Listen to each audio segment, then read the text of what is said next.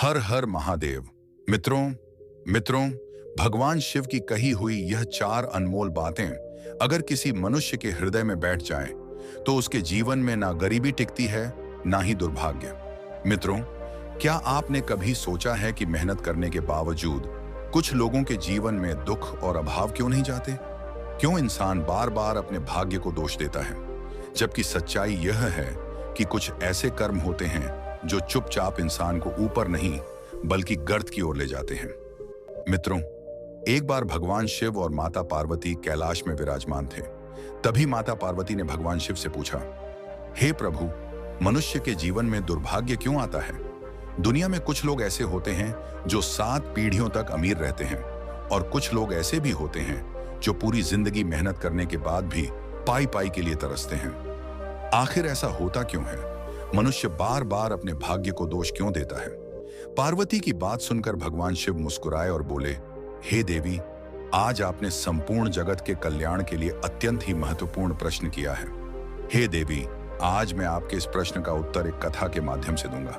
आप इस कथा को ध्यान पूर्वक पूरा सुनना। मित्रों, कथा शुरू करने से पहले मेरा आप सभी से अनुरोध है कि एक बार सच्ची श्रद्धा से कमेंट में हर हर महादेव अवश्य लिखें। मैं भगवान भोलेनाथ से प्रार्थना करता हूं कि वे आप सभी पर अपनी कृपा बनाए रखें, आप सभी को हमेशा खुश रखें और आप सभी की मनोकामनाएं पूर्ण करें। फिर भगवान शिव कहते हैं, हे देवी, एक हरियाली से भरे गांव में एक बुजुर्ग दंपत्ति रहा करते थे। दोनों किसान थे। उनका जीवन बहुत ही सादा था। ना उनके पास ज्यादा जमीन थी, ना धन दौलत, और ना ही कोई ऐशो आराम की सुविधा। उनकी झोपड़ी मिट्टी की बनी हुई थी, छत घास और फूस से बनी हुई थी। जरूरत का सामान भी बस उनके पास उतना ही था जितना दिन काटने के लिए काफी होता है। उस दंपत्ति की सबसे बड़ी खासियत यह थी कि उनकी कोई संतान भी नहीं थी, लेकिन इसके बावजूद भी वे दुखी नहीं रहते थे। वे एक दूसरे का सहारा बनकर जीवन जी रहे थे। बूढ़ा सुबह खेत या जंगल के काम पर जाता और बुढ़िया घर संभालती थी। दोनों मिलकर जो थोड़ा बहुत मिलता था, उसी में संतोष करते थे। गांव वाले उन्हें साधु स्वभाव वाला बूढ़ा बुढ़िया कहकर बुलाते थे, क्योंकि वे कभी किसी से झगड़ा नहीं करते थे, ना किसी से ईर्ष्या रखते थे। हर दिन की तरह एक दिन भी बूढ़ा जंगल की ओर लकड़ी काटने चला जाता है। सुबह का समय था। सूरज की हल्की धूप पेड़ों की पत्तियों पर पड़ रही थी। चारों ओर पक्षियों की मधुर आवाजें थीं। जंगल में एक अजीब सी शांति थी। बूढ़ा आदमी कुल्हाड़ी कंधे पर रखकर धीरे धीरे जंगल की ओर बढ़ रहा था। चलते चलते उसकी नजर एक बहुत ही पुराने और विशाल पेड़ पर पड़ी। वह पेड़ इतना पुराना था कि उसकी मोटी मोटी डालों पर काई जम चुकी थी। बूढ़े आदमी ने मन ही मन सोचा, अगर इस पेड़ को मैं काट दूं तो कई सालों तक लकड़ी की कोई चिंता नहीं रहेगी। मित्रों, यही सोचकर उसने कुल्हाड़ी उठाई और पेड़ पर वार करने ही वाला था कि अचानक पेड़ में से कुछ हलचल हुई। उस पेड़ की डालें और पत्तियां हिलने लगी और फिर एक गूंजदार आवाज सुनाई दी। वो पेड़ कहने लगा, अरे ओ बूढ़े आदमी, मेरी जान बख्श दो। मैं कोई साधारण पेड़ नहीं हूं। तुम जो चाहोगे वह मैं तुम्हें दे सकता हूं, बस मुझे काटो मत। मित्रों, यह सुनकर बूढ़ा एक पल के लिए डर जाता है। उसके हाथों से कुल्हाड़ी छूट जाती है। उसने इधर उधर देखा, लेकिन जंगल में कोई दिखाई नहीं दिया। तब उसे समझ में आया कि आवाज जरूर इसी पेड़ से आई है। मित्रों, डर के साथ साथ उसके मन में एक और नई भावना जाग उठी, और वह भावना थी लालच। उसने सोचा, अगर यह पेड़ सच बोल रहा है और मैं जो चाहूं वह दे सकता है, तो क्यों ना मैं अपनी गरीबी ही दूर करवा लूं। बूढ़े आदमी ने हिम्मत करके पेड़ से कहा, अगर तुम सच में इच्छाएं पूरी कर सकते हो तो मुझे अमीर बना दो। मैं गरीबी से थक चुका हूं। पेड़ की पत्तियां फिर से हिली और वह पेड़ बोला, ठीक है, तुम घर जाओ, तुम्हारी हर इच्छा पूरी होगी। जो भी तुमने कभी चाहा होगा वह सब तुम्हें घर पर मिल जाएगा। मित्रों, यह सुनते ही बूढ़ा आदमी खुशी से भर जाता है। वह कुल्हाड़ी वहीं छोड़कर तेज कदमों से घर की ओर भागता है। उसके मन में तरह तरह के ख्याल आ रहे थे कि अगर सच में ऐसा हुआ तो मेरी और मेरी बुढ़िया की जिंदगी बदल जाएगी। दर्शक मित्रों, जब वह अपने घर पहुंचता है तो उसकी आंखें वहां का नजारा देखकर फटी की फटी रह जाती हैं। जहां पहले एक टूटी फूटी झोपड़ी थी, वहां अब एक बहुत ही सुंदर और चमकदार मकान खड़ा था। मकान के अंदर हर तरह के सुख साधन मौजूद थे। सोने चांदी के बर्तन थे, अनाज से भरे भंडार थे, कपड़े बिस्तर सब कुछ नया था। इतना ही नहीं, बाहर आंगन में गाय बंधी थी, घोड़े और भैंसें बंधी थीं। धन इतना था कि गिनती करना मुश्किल था। बुढ़िया यह सब देखकर हैरान रह गई। वह घबरा कर बोली, पिया जी, ये सब कहां से आया है? तब बूढ़े ने जंगल की पूरी कहानी उसे सुना दी। यह सुनकर बुढ़िया पहले तो डर गई, फिर खुशी से भरकर बोली। दोनों ने पहली बार महसूस किया कि गरीबी का बोझ उनके सिर से उतर गया है। कुछ दिनों तक दोनों बहुत खुश रहे। अब उन्हें मेहनत की चिंता नहीं थी। दोस्तों, याद रखना, जब इंसान गरीब होता है तो उसे सिर्फ पेट भरने की चिंता होती है, लेकिन जैसे ही उसके पास कहीं से धन आ जाता है तब उसका मन और ज्यादा मांगने लगता है, क्योंकि लालच एक ऐसी चीज है कि साधारण जीवन और संतोष में रहने वाला व्यक्ति भी इसके जाल में आसानी से फंस जाता है। लालच हमेशा डर के साथ आता है, लेकिन वह इंसान को मीठे सपने दिखाकर आगे बढ़ाता रहता है। दोस्तों, बूढ़ा और बुढ़िया अब गरीब नहीं रहे थे। जादुई पेड़ की कृपा से उनके पास धन दौलत की कोई कमी नहीं थी। सुंदर मकान था, सोने चांदी के बर्तन थे, गाय भैंस अनाज सब कुछ भरपूर था। कुछ दिनों तक दोनों बहुत खुश रहे, लेकिन इंसान का मन अजीब होता है। जब तक कुछ नहीं होता तब तक वही सबसे बड़ी चीज लगती है, और जब मिल जाता है तब उसकी कीमत कम लगने लगती है। अमीरी मिलने के कुछ ही समय बाद बुढ़िया के मन में एक नई सोच ने जन्म लिया। एक दिन वह बूढ़े से कहने लगी, या जी, सिर्फ अमीर होने से क्या होता है? लोग अमीर को देखकर जलते हैं, लेकिन उसे इज्जत नहीं देते। असली इज्जत तो सत्ता से मिलती है।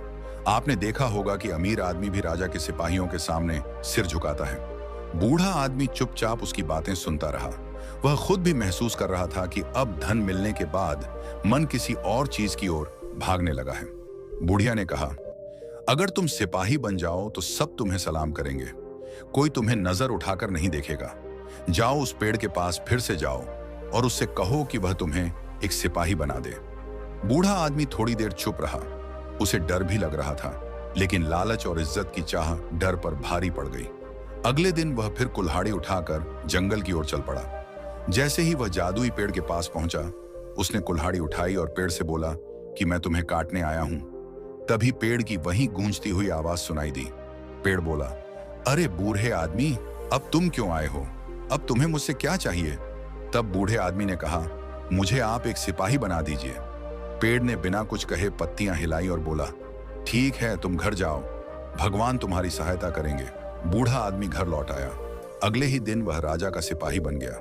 उसके नीचे कई सिपाही काम करने लगे, लेकिन जो सपना उसने देखा था वैसा कुछ भी नहीं हुआ। सिपाही लोग उससे डरने या सम्मान देने की जगह उसे डांटने लगे। उसे ऊपर के जो अधिकारी थे वे भी उसे लगातार डांटते रहते थे। वे उसे अपने लिए अच्छे अच्छे मकान ढूंढने को कहते थे और जरा सी देर या गलती होने पर गुस्से से चिल्लाने लगते थे। दर्शक मित्रों, एक दिन तो हालत यह हो गई कि सिपाहियों ने उसे चारों ओर से घेर लिया और मारने के लिए दौड़ पड़े। बूढ़ा आदमी डर के मारे कांप गया। जब वह घर लौटा तो उसने बुढ़िया को सारी बात बता दी। बुढ़िया बोली, अगर ऐसी हालत है तो ऐसा सिपाही बनकर क्या फायदा जिसे कोई इज्जत ही ना दे? तुम सत्ता में हो, लेकिन अधिकार किसी और के हाथ में है। दोस्तों, अब बुढ़िया के मन में एक नई इच्छा पैदा हो गई। वह कहने लगी, अगर तुम मकान मालिक बन जाओ तो कैसा रहेगा? मकान मालिक की सब सुनते हैं, वह जैसा चाहे वैसा कर सकता है। बूढ़े ने फिर से जंगल जाने की तैयारी की। अब उसे पेड़ के पास बार बार जाना गलत भी नहीं लग रहा था। उसे लगने लगा था कि यह उसका हक है। जैसे ही उसने कुल्हाड़ी उठाई, उसी पेड़ में से फिर आवाज आई, बूढ़े आदमी, अब तुम्हें क्या चाहिए? बूढ़ा बोला, मुझे मकान मालिक बना दो। पेड़ ने कहा, ठीक है, घर जाओ। दोस्तों, घर लौटते ही वह मकान मालिक बन गया। अब उसके पास कई मकान थे। लोग किराए पर रहने के लिए उससे हाथ जोड़ते थे। कुछ समय तक उसे लगा कि अब सब कुछ ठीक है, लेकिन कुछ ही दिनों बाद बुढ़िया फिर से कहने लगी, पिया जी, इस आराम से क्या होगा? मकान मालिक तो बहुत लोग होते हैं। अगर तुम कोतवाल बन जाओ तो लोग तुमसे जलेंगे भी और डरेंगे भी और तुम्हारी इज्जत करेंगे। बूढ़े के मन में अब कोई रोक नहीं बची थी। वह फिर से जंगल गया। पेड़ ने फिर पूछा, अब क्या चाहिए? तब बूढ़ा बोला, मुझे कोतवाल बना दो। पेड़ ने वहीं जवाब दिया, ठीक है, तुम घर जाओ। दर्शक मित्रों, अब वह कोतवाल बन गया। कुछ समय बाद बुढ़िया ने फिर से कहा, कोतवाल कोई बहुत बड़ी बात नहीं है। अगर तुम सेनापति बन जाओ तो तुम्हें सबसे ऊंचा दर्जा मिल जाएगा। तब सब लोग यहां तक कि कोतवाल भी तुम्हारी इज्जत करेंगे। मित्रों, यह सुनकर एक बार फिर बूढ़ा आदमी उसी पेड़ के पास गया। हर बार की तरह उसने फिर कहा, मुझे सेनापति बना दो। पेड़ ने इस बार भी उसकी बात मान ली। अब वह सेनापति बन चुका था। लेकिन हैरानी की बात यह थी कि जितना ऊंचा पद उसे मिलता गया, उतना ही उसका मन खाली होता गया। इज्जत, डर और सत्ता सब कुछ थोड़े समय के लिए था। मन को कहीं भी चैन नहीं मिल रहा था। दोस्तों, याद रखना, इज्जत अगर मन से ना मिले तो पद से भी नहीं मिलती। जिस इंसान का मन संतोष से खाली हो, वह एक सीढ़ी पर टिक नहीं पाता। सेनापति बनने के बाद बूढ़े का जीवन पूरी तरह बदल चुका था। अब उसके पास ताकत थी। हजारों सैनिक उसके नीचे काम करते थे। उसके एक इशारे पर उसके पास नाम भी था और डर भी। लोग उसके सामने झुकते थे, सलाम करते थे, रास्ता छोड़ देते थे। लेकिन यह सब देखकर भी बुढ़िया के मन को चैन नहीं मिला। एक दिन बुढ़िया ने फिर कहा, इतनी बड़ी ताकत का क्या फायदा जब हमें किसी के आगे जवाब देना पड़े। सेनापति भी राजा के आदेश पर ही चलता है। अगर राजा नाराज हो जाए तो सब कुछ छीन सकता है। मित्रों, बूढ़ा यह बात सुनकर चुप हो गया। उसे भी लगा कि बुढ़िया ठीक कहती है। जितना ऊपर वह चढ़ा था, उतना ही नीचे गिरने का डर भी बढ़ गया था। बुढ़िया ने धीरे धीरे उसके मन में एक और बात डाल दी, अगर तुम खुद राजा बन जाओ तो किसी का डर नहीं बचेगा। राजा किसी के सामने नहीं झुकता, राजा स्वयं में कानून होता है। मित्रों, अब बूढ़े को जंगल जाना बिल्कुल मुश्किल नहीं लगा। वह बिना किसी झिझक के कुल्हाड़ी उठाकर फिर से उसी जादुई पेड़ के पास पहुंच गया। जैसे ही उसने कुल्हाड़ी उठाई, पेड़ से फिर आवाज आई, अरे बूढ़े आदमी, अब तुम्हें क्या चाहिए? बूढ़े ने कहा, मुझे राजा बना दो। मित्रों, पेड़ कुछ पल चुप रहा, फिर बोला, ठीक है, घर जाओ। जब बूढ़ा आदमी घर लौटा तो वहां लोग उसका इंतजार कर रहे थे। उन्होंने बताया कि पुराने राजा की मृत्यु हो चुकी है और उसे नया राजा चुना गया है। देखते ही देखते वह किसान जो कभी फटे कपड़ों में जंगल जाता था, अब राजमहल में बैठा था। बुढ़िया अब रानी बन गई थी। उसके लिए रेशमी वस्त्र थे, सोने के गहने थे और दास दासियां थीं। महल में हर चीज उसकी आज्ञा से चलती थी। शुरू में दोनों को लगा कि अब सब कुछ मिल गया है, अब कुछ भी शेष नहीं बचा। जो कभी सपने में भी नहीं सोचा था, वह सब सामने था। लेकिन कुछ दिनों तक सुख भोगने के बाद बुढ़िया का मन फिर से बेचैन होने लगा। वह महल की खिड़की से बाहर देखती और गहरी सोच में डूब जाती। एक रात उसने बूढ़े से कहा, पिया जी, राजा होना भी आखिर क्या बड़ी बात है। आज हम हैं, कल कोई और राजा बन जाएगा। मौत तो राजा को भी नहीं छोड़ती। एक दिन हम भी मरेंगे और लोग हमें मिट्टी में मिला देंगे और यह राजपाट किसी और के पास चला जाएगा। मित्रों, बूढ़ा यह बात सुनकर चौंक जाता है। उसने कभी इस तरह नहीं सोचा था, लेकिन अब उसके मन में डर बैठ गया था। बुढ़िया आगे कहती है, अगर हम भगवान बन जाए तो मौत भी हमें नहीं छू पाएगी। ना डर रहेगा, ना हमारा अंत होगा, लोग हमारी पूजा करेंगे। बूढ़ा घबरा जाता है। यह इच्छा अब तक की सबसे बड़ी इच्छा थी, लेकिन वह इतना आगे आ चुका था कि पीछे हटना उसे कमजोरी लगने लगी थी। मित्रों, अगली सुबह वह फिर से कुल्हाड़ी उठाकर जंगल की ओर चल पड़ता है। उसके कदम भारी थे, लेकिन मन में एक ही बात घूम रही थी कि अगर अब नहीं मांगा तो सब व्यर्थ हो जाएगा। वह जादुई पेड़ के पास पहुंचा। जैसे ही उसने कुल्हाड़ी उठाई, पेड़ की आवाज आई, अरे बूढ़े आदमी, अब तुम्हें क्या चाहिए? बूढ़े आदमी ने कांपती आवाज में कहा, हम दोनों भगवान बनना चाहते हैं। दोस्तों, जैसे ही बूढ़े ने पेड़ से भगवान बनने की इच्छा जताई, पूरा जंगल सिहर उठा। हवा अचानक तेज चलने लगी, पत्तियां जोर जोर से हिलने लगी। ऐसा लग रहा था मानो जंगल खुद इस बात से नाराज हो गया हो।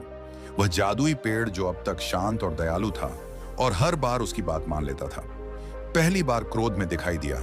उसकी जड़ें जमीन के भीतर हिलने लगी, मोटी मोटी डालें आपस में टकराने लगी। उसकी आवाज बहुत भारी और डरावनी हो चुकी थी। पेड़ कहने लगा, दुष्ट आदमी, मैंने तुझे वह सब कुछ दिया जो तूने मांगा। तुझे गरीबी से निकाला, तुझे अमीरी दी, सत्ता दी, ताकत दी, सम्मान दिया, लेकिन तूने हर बार कुछ और ही मांगा। तुम्हारा पेट कभी भरा ही नहीं। तुम इंसान होकर इंसानियत भूल गए। मित्रों, बूढ़ा आदमी डर से कांपने लगा। उसके हाथ से कुल्हाड़ी गिर गई। वह कुछ कहना चाहता था, लेकिन उसके मुंह से शब्द नहीं निकल रहे थे। पेड़ आगे कहता है, दुष्ट आदमी, जो इंसान संतोष नहीं रखता, वह इंसान कहलाने के लायक नहीं रहता। तुम भगवान बनना चाहते हो, लेकिन तुम मनुष्य भी नहीं रह पाओगे। मैं तुम्हें श्राप देता हूं। इतना कहते ही पेड़ ने उस बूढ़े आदमी को श्राप दे दिया। अचानक बूढ़े आदमी के शरीर में अजीब सा दर्द होने लगा। उसकी हड्डियां भारी होने लगी, हाथ पैर मोटे और मजबूत होते चले गए, शरीर पर काले काले बाल उग आए। उसकी आवाज बदल गई, आंखों में डर और भ्रम फैल गया। अब वह इंसान नहीं रहा था, वह एक भालू बन चुका था। मित्रों, उसी समय महल में जो बुढ़िया थी वह भी अचानक जमीन पर गिर पड़ी। उसके साथ भी वही होने लगा, उसका शरीर भी बदलने लगा। कुछ ही पलों में वह भी मादा भालू बन गई। दोनों एक दूसरे को पहचान तो रहे थे, लेकिन बोल नहीं पा रहे थे। डर, घबराहट और पछतावे से भरे हुए वे जंगल की ओर भागने लगे। जिस जंगल में कभी बूढ़ा आदमी लकड़ी काटने जाया करता था, अब वही जंगल उनका घर बन गया था। जहां कभी वे राजा रानी की तरह रहते थे, अब वहीं से वे जानवर बनकर भाग रहे थे। दर्शक मित्रों, धीरे धीरे दिन बीतने लगे, रातें आने लगी। भालू बने वह दंपत्ति जंगल में इधर उधर भटकते रहते, कभी पहाड़ियों के पास तो कभी गहरी झाड़ियों में। कभी उन्हें खाने को कुछ मिल जाता तो कभी कई कई दिनों तक भूखा रहना पड़ता। अब ना उनके पास महल था, न सोना चांदी, न सिपाही थे, न सत्ता थी। सिर्फ जंगल था, भूख थी और डर था। कभी कभी जब वे उसी पुराने जादुई पेड़ के पास से गुजरते तो रुककर उसे देखते कि शायद पेड़ उन पर कुछ दया कर दे, लेकिन पेड़ चुपचाप खड़ा रहता, मानो सब कुछ देखकर भी मौन हो। जंगल की खामोशी में ऐसा लगता जैसे पेड़ फुसफुसा रहा हो कि जो मिला था उसी में खुश रहना सीख लेते तो यह दिन ना देखना पड़ता। गांव के लोग आज भी कहते हैं कि अगर कोई उस पुराने पेड़ के पास दो भालू देखे तो समझ लेना कि वही बूढ़ा और बुढ़िया है। वे आज भी भटक रहे हैं और आज भी यह समझने की कोशिश कर रहे हैं कि आखिर इंसान के लिए कितना होना ही काफी होता है। मित्रों, यह दंड इसलिए नहीं था कि उन्होंने मांगा, बल्कि इसलिए था कि उन्होंने कभी रुकना नहीं सीखा। जादुई पेड़ ने उन्हें यह सिखाया कि जो इंसान हमेशा ऊपर ही देखता रहता है, वह नीचे क्या है यह देखना भूल जाता है। और जब जमीन छूट जाती है तो इंसान सिर्फ गिरता ही नहीं, अपनी पहचान भी खो देता है। इस तरह लालच की आग में जलता हुआ वह दंपत्ति मनुष्य से जानवर बन गया और जंगल में भटकते भटकते वे खुद अपने जीवन की सबसे बड़ी भूल को समझने लगे कि संतोष छोड़ने वाला इंसान अंत में सब कुछ खो देता है। मित्रों, फिर भगवान शिव कहते हैं, हे देवी, अब मैं तुम्हें एक कथा और सुनाता हूँ। एक छोटे से गांव में एक बहुत ही गरीब स्त्री रहती थी। उसके पास ना जमीन थी, ना धन था और ना ही कोई सहारा। उसकी दुनिया बस एक छोटी सी झोपड़ी और उसकी एक नन्ही बेटी तक सीमित थी। वही बेटी उसकी सबसे बड़ी पूंजी थी। माँ मेहनत मजदूरी करके जैसे तैसे घर चलाती थी। कभी खेतों में काम करती, कभी लोगों के घर बर्तन मांजती, तो कभी अनाज साफ करने का काम करती। जो थोड़ा बहुत मिलता था उसी से माँ बेटी का पेट भर जाता था। वह गरीब थी, लेकिन घर में झगड़ा नहीं था। माँ और बेटी दोनों एक दूसरे से बहुत प्रेम करते थे। वह लड़की स्वभाव से बहुत भोली और सच्ची थी। वह कभी झूठ नहीं बोलती थी और ना किसी का बुरा सोचती थी। गांव के लोग भी उसे प्यार करते थे क्योंकि वह सबसे मीठी बोली में बात करती थी। एक दिन माँ को कहीं बाहर काम पर जाना पड़ा।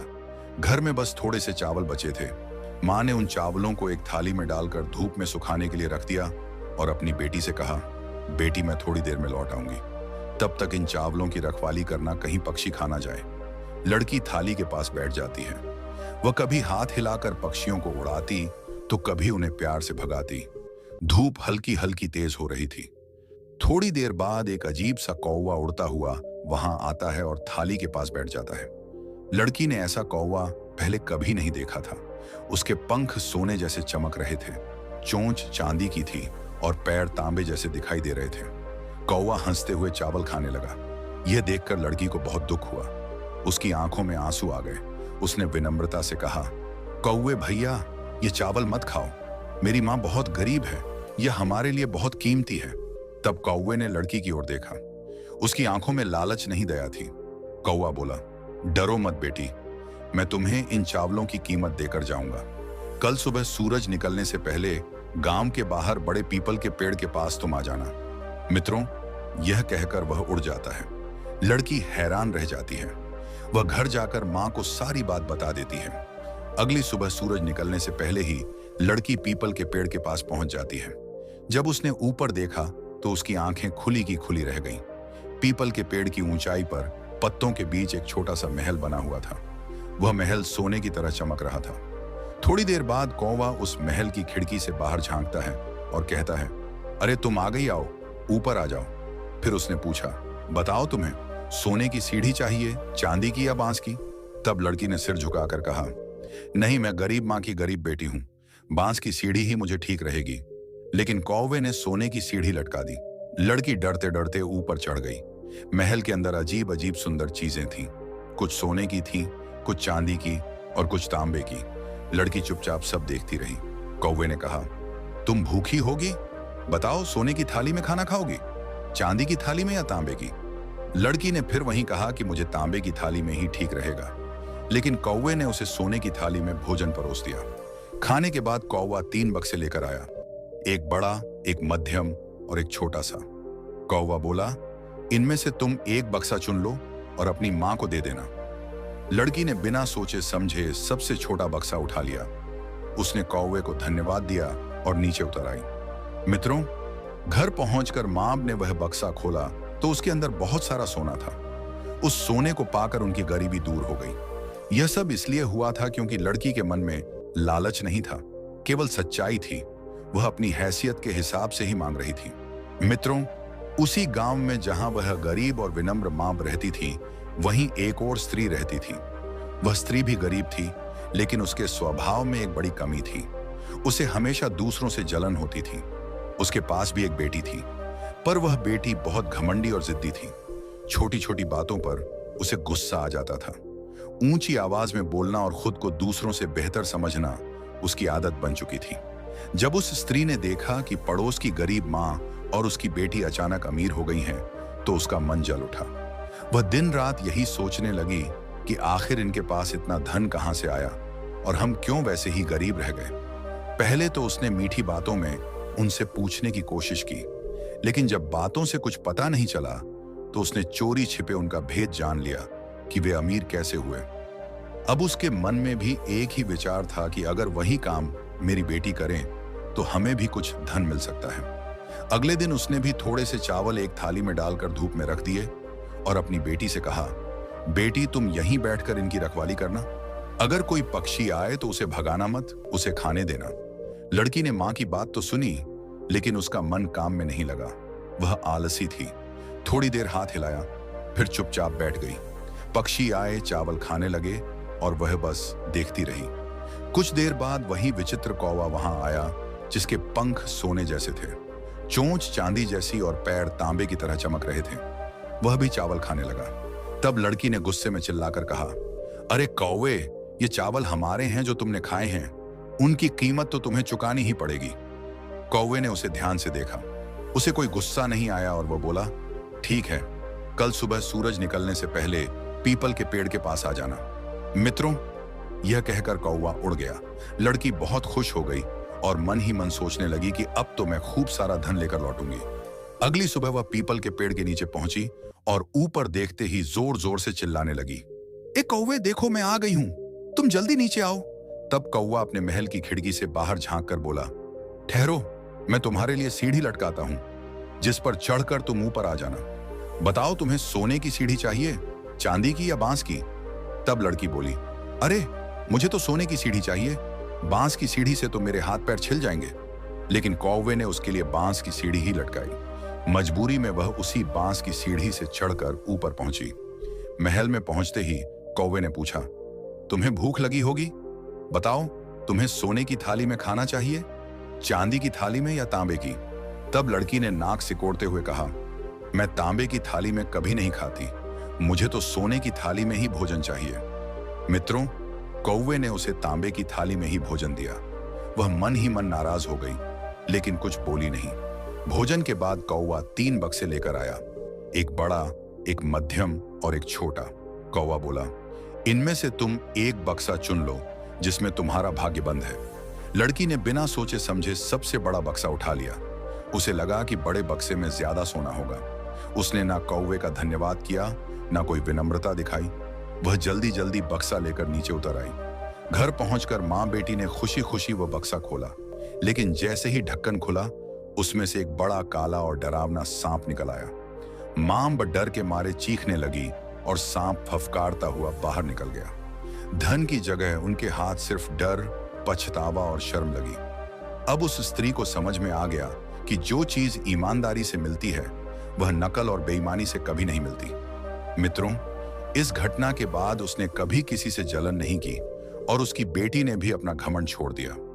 उधर पहली गरीब माँ बेटी अपने छोटे बक्से से मिले, धन से शांति से जीवन जीने लगी, और उधर जंगल में वे भालू बने बुजुर्ग दंपत्ति अपनी लालच की सजा भुगतते रहे। इस तरह यह दोनों कथाएं मिलकर हमें यही सिखाती हैं कि जिसके मन में संतोष और विनम्रता होती है उसे छोटा रास्ता भी बड़ी मंजिल तक पहुंचा देता है, और जिसके मन में लालच और अहंकार होता है उसे बड़ा मौका भी विनाश की ओर ले जाता है। फिर भगवान शिव कहते हैं, हे देवी, जिसने उस गरीब लड़की को अमीर बनाया था।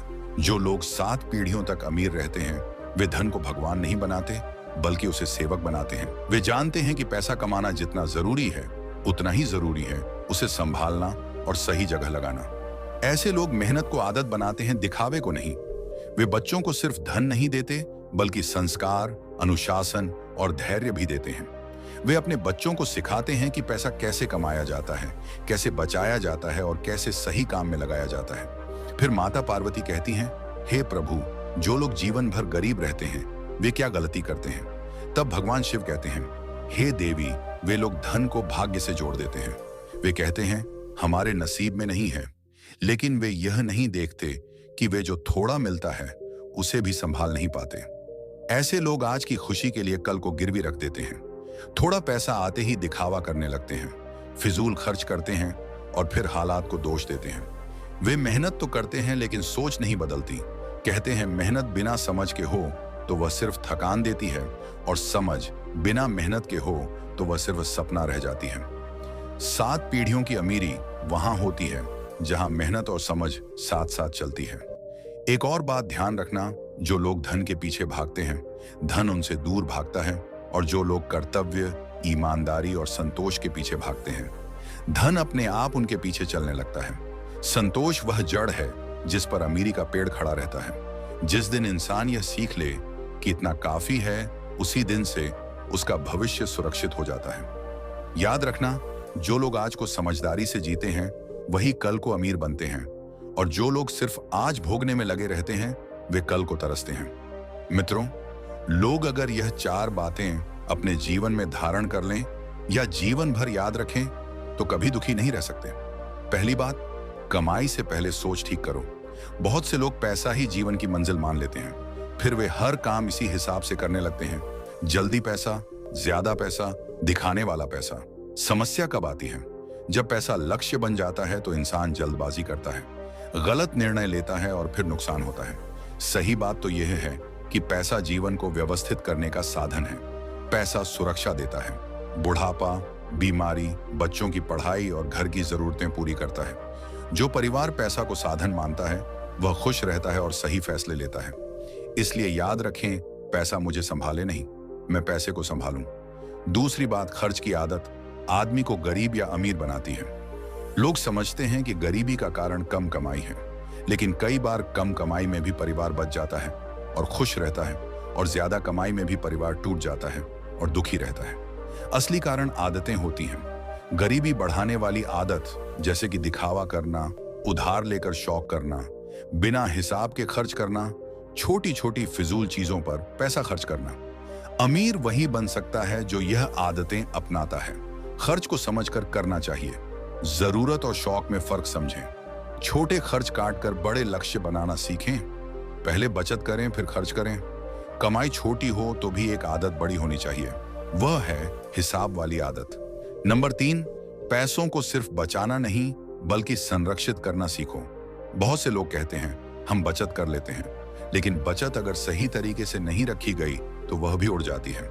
जैसे कि बीमारी में, शादी ब्याह में, किसी गलत आदमी की संगत में, गलत जगह फंस जाने पर, या महंगाई ने धीरे धीरे उसका दम निकाल दिया। बचाने का मतलब है पहले आपातकालीन पैसा यानी इमरजेंसी के लिए बचा कर रखना, फिर कर्ज बढ़ाने से बचना चाहिए। कमाई का एक हिस्सा भविष्य के लिए तय करके रखिए। भरोसेमंद और समझदारी वाले तरीके से बचत और निवेश कीजिए जो आपके लिए सही हो। याद रखना, पैसा कमाना मेहनत है पर पैसा बचाकर रखना बुद्धि है। नंबर 4, पीढ़ियों की अमीरी धन से नहीं, संस्कार से चलती है। 7 पुश्तों की अमीरी का असली राज यह है कि वे अपने बच्चों को सिर्फ पैसे नहीं देते, वे पैसे की समझ देते हैं। अगर पिता धन छोड़ दे लेकिन बच्चा बिगड़ा हुआ हो तो धन 5 साल में खत्म हो जाएगा। लेकिन पिता थोड़े धन के साथ बच्चा समझदार हो तो वह धन और बढ़ा लेगा। बच्चों में कौन से संस्कार जरूरी होते हैं, हमें यह याद रखना चाहिए। पहला, मेहनत की इज्जत, कमाई का सम्मान, दिखावे से दूरी रखना, लालच से बचना, सही संगत करना और कम से कम काम चला लेना। मित्रों, अमीरी सिर्फ धन से नहीं बल्कि सोच, संस्कार और संतुलन से आती है। मित्रों, आज की यह वीडियो आपको अच्छी लगी हो तो हमारे चैनल को सब्सक्राइब अवश्य करें। मिलते हैं अगली वीडियो में। आप अपना ख्याल रखें।